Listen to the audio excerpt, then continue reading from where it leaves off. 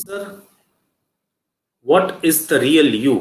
एक बहुत ही कई सारी बुक से लिखी गई हैं, कई सारी किताबें लिखी गई है। और ये एक साइंटिफिकली प्रूव भी हो चुका है कि एक नॉर्मल इंसान 4 से 5 पर्सनालिटीज रेगुलर लाइफ में कैरी करता है।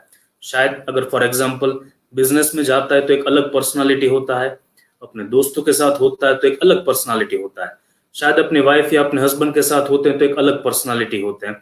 और एक पर्सनालिटी ऐसी होती है जो शायद उन्हें भी नहीं पता कि वो क्या है, जो रियल पर्सनालिटी हम कहते हैं या रियल यू की बात करते हैं। तो कैसे जो हमारी रियल लाइफ की रियल पर्सनालिटी से उससे पूरी सच्चाई के साथ इन 100% रियलिस्टिक वे कैसे हम अपनी लाइफ को जी सकते हैं और आगे बढ़ा सकते हैं। Yes sir.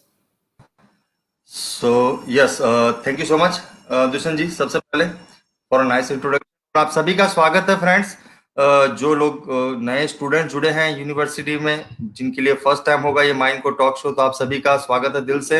होप सो कि जिनके जो सवाल थे यहाँ पर, तो उनको एक रियलिस्टिक आंसर हम देने की कोशिश करेंगे स्टूडेंट्स के। जैसे यहाँ पर एक दुष्यंत जी ने एक सवाल उठाया है, जो सवाल है किसी स्टूडेंट का, लेट से कि व्हाट इज रियल यू। हम अपने आप के जो रियल यू है उससे कैसे कनेक्ट हो सकते हैं, पहली बात तो, या उसको कैसे समझ सकते हैं अगर कहें तो। राइट। देखिए क्या होता है कि हम पहले अपने आप की उस रियल यू को समझे या उससे कनेक्ट हो पाए, हालांकि वो हम कनेक्टेड तो है ही 24/7 बाय नेचर। राइट। वो अलग बात है कि हम इतने कॉन्शियस नहीं है कि उसको समझ पाए कि what is real me. Right. आप उतने कॉन्शियस नहीं, इसलिए आप उसको नहीं समझ पा रहे, बट इन द रियलिटी अगर आपको थोड़ा बहुत भी कनेक्ट होना है उस रियल यू के साथ में, तो उसकी कुछ टर्म्स एंड कंडीशंस हैं, टू बी ऑनेस्ट। राइट। क्यों? क्योंकि दो एनर्जीज एक साथ, दो तलवार जो है वो एक मैन में नहीं रह सकती। ठीक है। दो एनर्जीज एक साथ एक जगह पर सेम तरीके से पॉजिटिव रिजल्ट नहीं दे सकती है। राइट। कहने का इंटरेस्ट मेरा ये है कि जब फॉर एग्जाम्पल आप अपने किसी भी रियल यू या रियल मी से कनेक्ट होने की कोशिश कर रहे हैं, आप समझना चाहते हैं कि what exactly I am, who am I, जो सवाल है सदियों से और लाखों करोड़ों बुक्स लिखी गई है जिसके ऊपर, जो दुष्यंत जी ने आपको बताया। राइट। कि हु एम आई, मैं एग्जैक्ट कैसे समझूं कि मैं कौन हूं।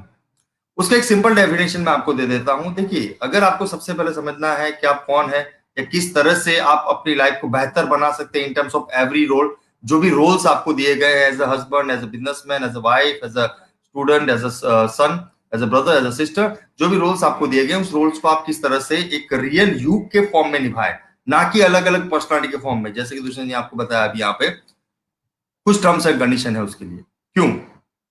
क्योंकि जब तक पहले आप उस टर्म्स एंड कंडीशन को नहीं समझेंगे, जब तक आप उसके रूट कोज को अगर नहीं समझेंगे, कि मैं अगर रियल को फाइंड करने की कोशिश करूं, मैंने हजारों की किताबें सपोज पढ़ ली, मैंने हजारों लेक्चर्स पढ़ लिए, मैंने हजारों हजारों गुरुज को लेट से सुन लिया, हजारों गुरुज की टेक्निक्स भी मैंने अप्लाई कर ली, राइट, लेकिन फिर भी क्यों लोग सफरिंग करते रहते हैं हु एम आई के कॉन्सेप्ट में? क्यों लोग नहीं समझ पाते हैं, कनेक्ट हो पाते हैं उन चीजों से? इतनी सारा ज्ञान, इतनी सारी चीजें होने के बाद भी लोग उस यूएमआई के कॉन्सेप्ट को क्लियर नहीं कर पाते। उसके पीछे का रीजन क्या है? उसके पीछे का रीजन ये है, देखिए, ज्यादातर गुरु, ज्यादातर बुक्स है, ज्यादातर चीजें जो लिखी गई है, with the due respect to all the gurus, with the due respect to all the authors, वो अपने खुद के एक्सपीरियंसेस शेयर कर रहे हैं वहां पर। राइट। तो जब इंसान अपने खुद का एक्सपीरियंस बुक में शेयर कर रहा है, तो आप एक अलग एनर्जी कैर कर रहे हैं। उसने जो लिखा था उसका अर्थात अलग था, उसकी एनर्जी अलग थी, उसकी परसेप्शन अलग थे। उस परसेप्शन को लेकर के उसने उस बुक को या किताब को लिखा। राइट। प्रॉब्लम क्या होता है, लोग बुक को एक स्टोरी के लेवल पे समझते हैं, और उसकी वजह से होता क्या है कि एक भ्रम क्रिएट होता है, इल्यूजन क्रिएट हो जाता है। जैसे जैसे से आप बड़े, मुझसे बड़े इन द सेंस, जैसे से आगे बढ़ेंगे इस लाइफ में और इन चीजों को समझना स्टार्ट करेंगे, आपको पता चलेगा what is the meaning of real illusion. Right. एक इल्यूजन क्रिएट हो जाता है अपने आप, और वो इल्यूजन क्रिएट करता है आपके मन में, आपके माइंड में, भ्रम के नाम पर ईगो, एटीट्यूड, एरोगेंस। राइट। या कुछ भी हम, आई एम समथिंग, या कुछ भी अलग अलग नाम हम उसको दे सकते हैं। मटेरियलिस्टिक वर्ल्ड में उसके हजारों लाखों करोड़ों नाम है। तो कहने का इंटेंस ये है, मैं जब मान लीजिए फॉर एग्जांपल किसी भी ज्ञान के रास्ते पर या किसी की ज्ञान ज्ञान के वे पर अगर मैं चल रहा हूं, और अगर मैं इस थॉट को या इस चीज को अनजाने में, आई एम से, मैं कॉन्शियसली नहीं कर रहा हूं, लेट से अनकॉन्शियसली, क्योंकि देखिए एनर्जी हर वक्त इफेक्ट करती रहेगी आपको, सोसाइटी के, एनवायरमेंट के, समाज की। ठीक है। तो अगर अनकॉन्शियसली कोई एटीट्यूड, कोई ईगो अनजाने में कभी बाहर आ गया, राइट, तो होगा क्या कि जब आप उस रियल यू से कनेक्ट होने वाले होंगे, जब आप ग्रोथ के रास्ते पे होते हैं ना, तभी ये सब अडर्स आते हैं एक्चुअली। ठीक है। आपकी लाइफ आपको जो हर्डल्स देते हैं, लोग बोलते हैं कि इतिहास दोहराता है। इतिहास दोहराता का मतलब सिंपल ये है कि कोई इंसान पहले फेलियर था, उसने बहुत मुश्किल से कोशिश की आगे बढ़ने की, वो कोशिश करने के एग्जैक्ट पॉइंट पे था और उस वक्त उसके इस इंटेलिजेंट दिमाग ने राइट उसको एक अनकॉन्शियस बिहेवियर परफॉर्म करवा दिया, और वो बिहेवियर उसको ऐसा लग रहा था कि ये बिहेवियर मैं मेरी इंटेलिजेंस के पॉइंट ऑफ व्यू से परफॉर्म कर रहा हूं, लेकिन वो बिहेवियर कहीं ना कहीं वो एक हर्डल्स था जो उसको पीछे खींच लेता, इन terms of ego, in terms of attitude, in terms of arrogance, आप कुछ भी नाम दे सकते हैं। तो क्या होता है, व्हाट इज रियल यू? आपने छोटे बच्चे को देखा होगा जो आज 2 महीने का है, 3 महीने का है, 1 साल का होता है, धीरे धीरे वो 2 साल का, धीरे धीरे वो बच्चा जो है बड़ा होता जाता है। ऑन द रियल सेंस वो बच्चा हम सबके अंदर लाइफ लॉन्ग रहता है, which is called the real energy. जो पहली जो एनर्जी यहाँ पर आई थी इस दुनिया में, मेरे रूप में, आपके रूप में, हम सभी के रूप में, राइट, वो कुछ अलग थी। दैट वॉज रियल यू, वो रियल यू था एक्चुअली, राइट। हुआ क्या उसके बाद, सोसाइटी समाज ने अपने ज्ञान, अपने नॉलेज, अपने परसेप्शन, अपने बिलीफ, अपने बिहेवियर, अपने इमोशंस के अकॉर्डिंग उस रियल एनर्जी को एक अलग ही रूप देने की कोशिश की, एक अलग ही माहौल देने की कोशिश की, और उस रियल यू का एक थर्ड वे या एक फोर्थ जो है डायमेंशन लेवल पर या एक फिफ्थ लेवल पर से क्लोन बन गया।